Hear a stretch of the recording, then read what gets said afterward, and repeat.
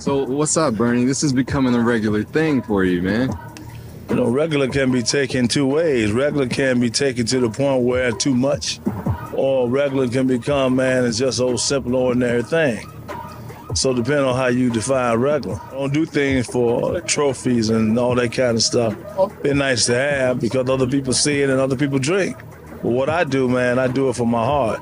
Welcome back to About a Week Ago with Dom Smith. I'm your host, Dom Smith, where I sum up the best news stories that happened about a week ago. Now, what does a blogger have to do to go viral this week? I see Will Smith went viral. What did he do? Now toot that ass up! What?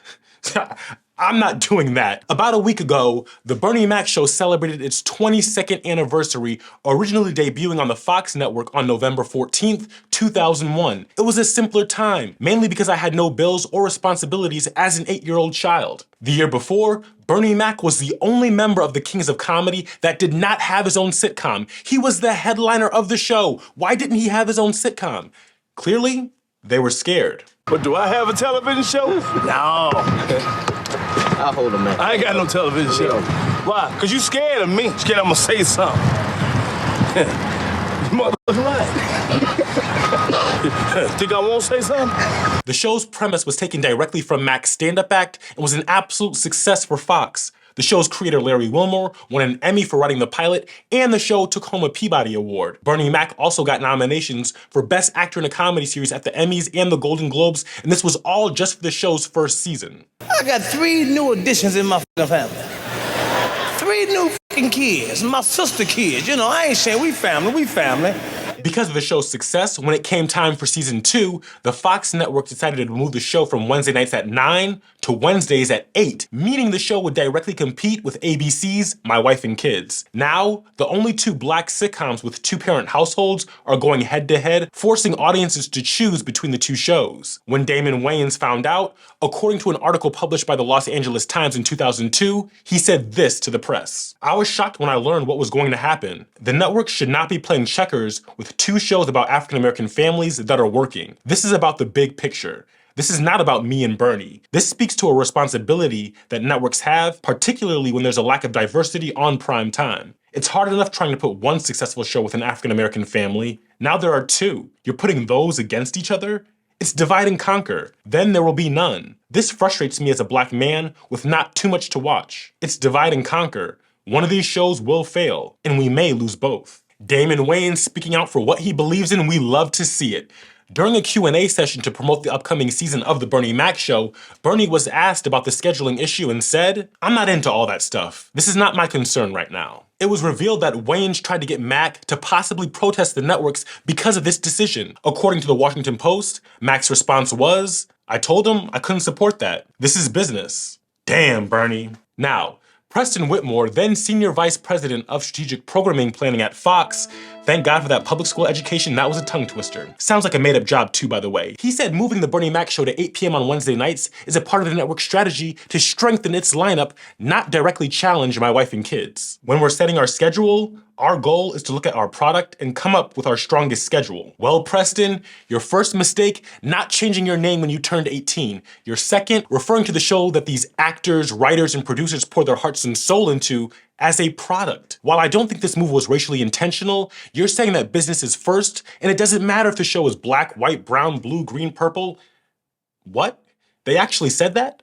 Whether the casts are black, white, green, yellow, or purple, we're in a business here. Now, Rose Catherine Pinkley, in the words of Webby, y'all got some names on y'all. Let me read that part. God damn, girl.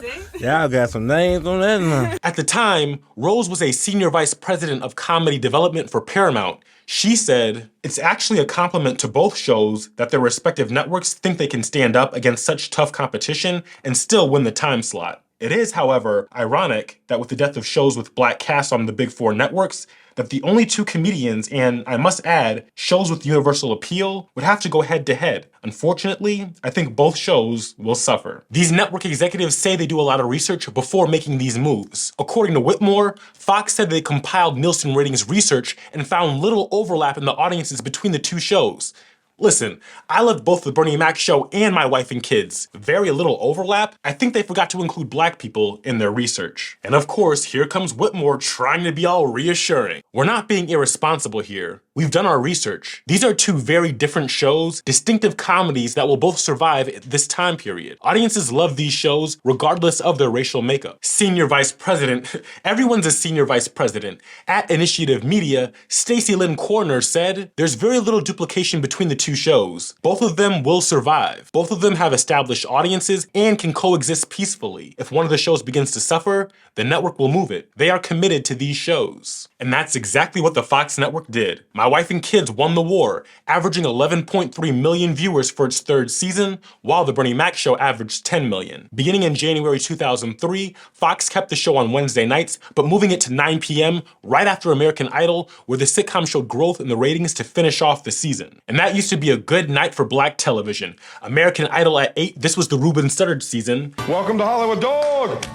Thank the Lord. Oh my God. The Bernie Mac show at 9, Cedric the Entertainer Presents at 9:30, and of course Cedric's show was short-lived and got canceled, but that was eventually replaced by Wanda at Large. God damn, that was a black lineup at Fox. Brings me back to the 90s with In Living Color, Martin Living Single, and New York Undercover. Hey, you Bernie Mac, ain't you? Hey, brother, how you doing? Oh, Bernie, man. I ain't ate in 2 weeks, brother. So long, brother, I forgot what food tastes like anymore. Man, you know what? I wouldn't even worry about it. No, why not? Because it still tastes the same. It's interesting that the Los Angeles Times also reported that, at least for its first season, the Bernie Mac show was a higher rated comedy among black audiences than My Wife and Kids, the second season of My Wife and Kids. It reported that between October 2001 and April 2002, viewership for the Bernie Mac show was 37% African American, while black viewership for My Wife and Kids was 23%.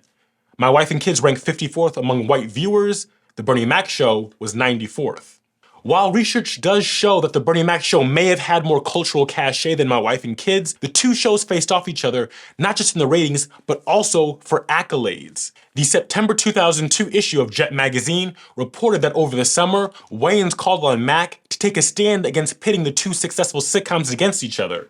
About that, Mac said, "If we don't give a good showing, neither one is going to be on. I can't fight that battle. You have to pick your fights. When I started last year, I had nobody in front of me or behind. They put me up against one of the top shows on television, The West Wing. Become the #1 show on Fox, you don't want to put Jordan on the same. That's the nature of the beast. I'm not going to get into any network wars." And I got one more segment before we close out, and it's one of my favorites. It's time for Who's Hating on Me Now? On last week's episode, Marcus Majors 6196 would comment, "Slow day, I guess. This dude is moist and lame." Well, Marcus, there's nothing more lame than using a photo from 2002 as your profile picture. Did you think parking your 1998 Mitsubishi with 213,000 miles on it was gonna hide that dirt spot? Bruh. It's got a drop top though. I see you spend more time on the internet than taking care of your lawn. You at least could have changed out of your Circuit City uniform before throwing the sign. He's got a lanyard and the name tag. He's got his lips puckered. Why are you gay? Moist as hell, Marcus. Moist as hell. And I'm gonna let that American flag slide in the background, but I see you love America. Your lanyard is red, your car is blue, and you, sir, are corny as hell. I'm not hurt, I'm just another nigga that's gotta fill time with a podcast. Thanks for listening, Marcus. And ladies and gentlemen, please enjoy your hype moment of the week. That's my brother right here from day one. We used to wake up and, pause. Before pause was invented, you know what I'm saying? But it's my brother for real. We used to actually wrestle off of the Frosted Flakes because he used to always get up early. What did Puff just say? Nobody's going to acknowledge this but me. Puff just said we used to wrestle over the Frosted Flakes, and we're streaming live. Stupid. Listen, that was fucking stupid.